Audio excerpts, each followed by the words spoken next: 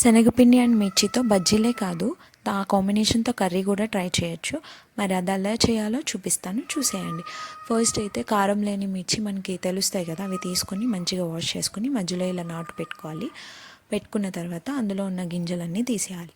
గింజలు తీసేసి తర్వాత అందులో స్టఫింగ్ కోసం శనగపిండి ఆయిల్తో కలుపుకోవాలి. అది ఓన్లీ ఆయిల్తోనే కలపాలి. మనం వాటర్ యాడ్ చేసామంటే కర్రీ అసలు మంచిగా రాదు, గట్టిగా అయిపోతుంది మొత్తం పిండి అంతా.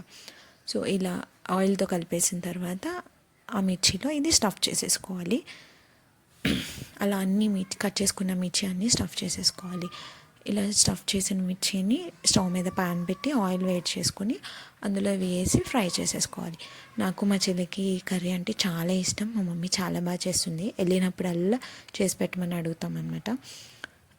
ఇంట్లో ఏ కూరగాయలు లేనప్పుడు, లేదంటే కారంగా ఏదన్నా తినాలనిపించినా, ఈజీగా అండ్ సింపుల్గా అయిపోవాలి అనిపించినా ఈ కర్రీ ట్రై చేసేయచ్చు. చాలా తొందరగా అయిపోతుంది. బట్ మిర్చి మాత్రం కారం ఉన్నాయి తీసుకున్నామంటే కర్రీ అస్సలు తినలేము. చాలా కేర్ఫుల్గా సెలెక్ట్ చేసుకోవాలి మిర్చిని. సో ఇలా సింపుల్గా అయిపోతుంది అనమాట ఈ కర్రీ.